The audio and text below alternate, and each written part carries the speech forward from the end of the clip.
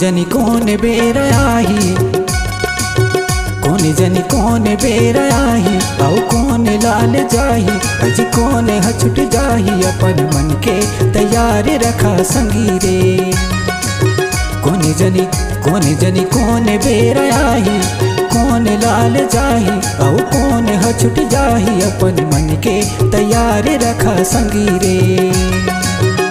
अपन मन के तैयार रखा संगी रे, अपन मन के तैयार रखना, अपन मन के तैयार रखा संगी रे, अपन मन के तैयार रखना है, अपन मन के तैयार रखना। का तैयारी के बात ला कहत हस भैया, हमन तो पहले से तैयार हन जी। ऐसन तैयारी के बात नहीं है भैया, यीशु राजा जल्दी अवैया है, तेकरे ले मन के तैयारी के बात ला कहत हन। का तू मन तैयार हवा? काबर? तो ले सुन।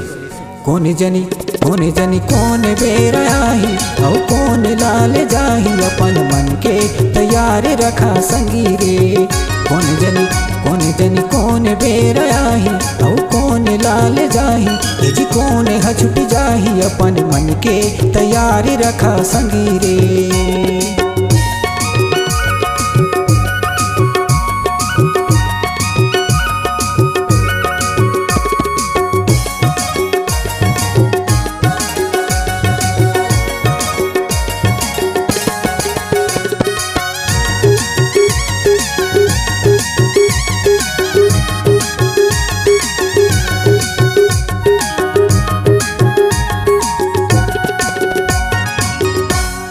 बदरी ले सुरा जगत कद आही, गागत कद आही,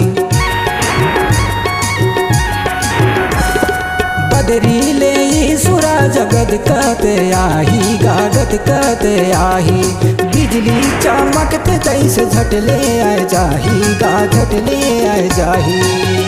अच्छा फिर का हुई भैया? का हुई भैया, जेहर मन ला फिराए रही और ओकर साथ चल जाही, और जेहर मन ला नहीं फिराई से ओहर छूट जाही। अच्छा तब तो तैयारी करे के ला पड़ी, काबर की? कौन जनी कौन बेर आही, औ कौन लाल जाही, अपन मन के तैयार रखा संगी रे। कौन जनी कौन बेर आही, औ कौन लाल जाही, जी कौन छुट जाही, अपन मन के तैयार रखा संगी रे।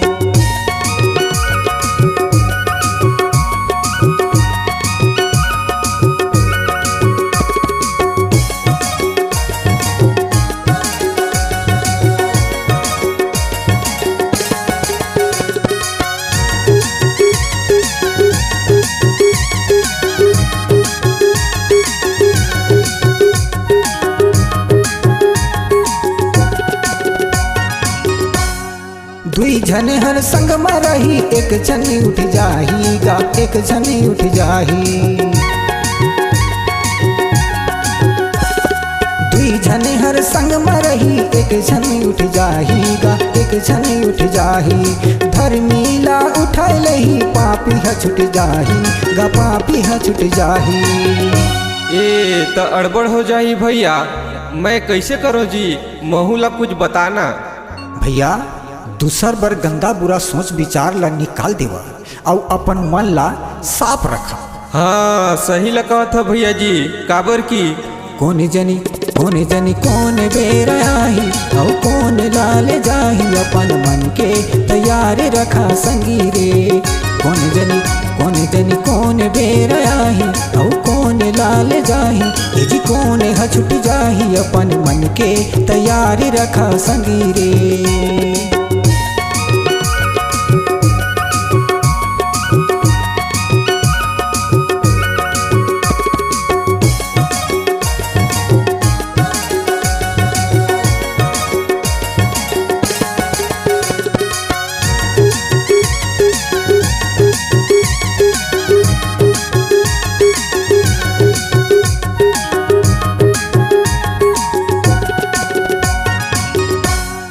कर ले तैयारी, अमर जिंदगी ला पावेगा, जिंदगी ला पावे।